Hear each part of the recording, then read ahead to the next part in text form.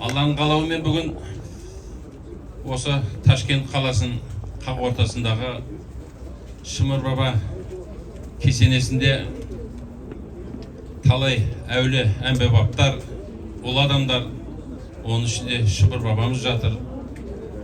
Сол Алланың қалауымен сіздермен біздер мінекей келген жағдайымыз бар. Мен енді осы Шымыр бабаға Аллаға шүкір дейміз. Осы 20 жылдың төңірегінде осы бабаның басында жылда ас беріледі.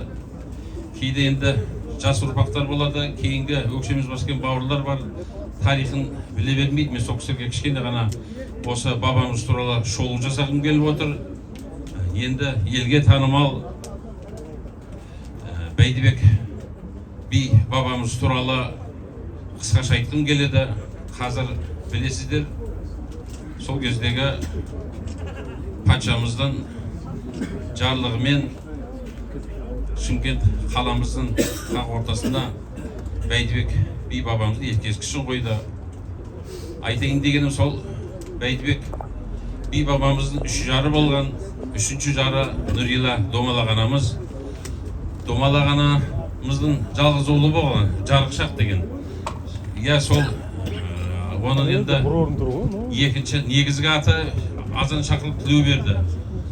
Тілеуберді бабамыздан Албан соған Дулат тарайды.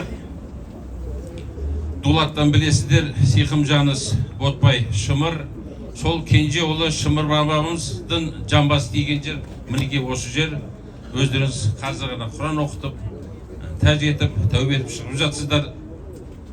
Бабамыз енді ол ғасырда өзбек қазақ бөлінбеген, барлығы бір ата болып жүрген, білесіздер. Сондықтан бүгінгі таңдайға тарихқа терең ой салсақ, талай өзбек ағайындардың, ұлы адамдары, батырлар қазақ елінде жатыр, мәйіттері. Ол жақтағы батырларымызбен үлкен ұлы бабаларымыздың мінекей осы Өзбекстан елінде жатыр. Кейде мен ойлаймын, бір қорытын жасап, бұның бәрі жай емес деймін. Алла тағалам осының бәрін реттеп, осы ағайындықтарын ұмытпасын. Осы кісілердің ағайындығы, туыстығы мәңгі болсын деп, осындай үлкен ұлы бабаларымызды бір-біріміздің осындай жерімізге әдейі жамбастарын жатқызып қойған ғой деймін. Ал енді мына Шымыр бабамызға келетін болсақ, енді уақытысында осы өңірді билеген, сол кездегі Шымыр Бек Бахадүр деген атқа ие болған, білесіздер. Бек Бахадүр деген ол атақ даңқ. Жайдан жай берілмейді, сол кездегі хандардың беретін атақ даңқтары. Бұл кісі сол кезде Моңғол басқарған, сол кездегі батыр, данагөй, ақылшы, сол кездегі хандардың кеңесші болып жүрген қолбасшының бірі болған. Мен енді ойлаймын, жай адам осындай ғасырлап ұрпаққа, елге аңыз болып қалмайды. Демек, осындай бір қасиеттіліктермен куәландыратын сондай тұлғалар.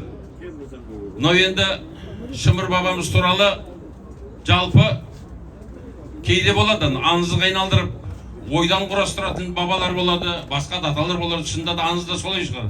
Бірақ енді біздер мүмкін болса, ләзім болса, құжаттары болып жатса, құжаттар тарихи табылып жатса, әрине мұналғыс шүкіршілік дерміз. Сондықтан осы Шымыр бабамыз туралы талай тарихшыларымыз, үлкен ғалымдарымыз зерттеген. Соның ішінде сіздерге айтайын дегенім, елге танымал ел ағасы генерал Ержан Исақұлов деген ағамыз бар. Білесіздер, соңғы жылдары үлкен Шыңғысхан бабамыз туралы зерттеу жасап, ол бабамызды осы қазақ, өзбек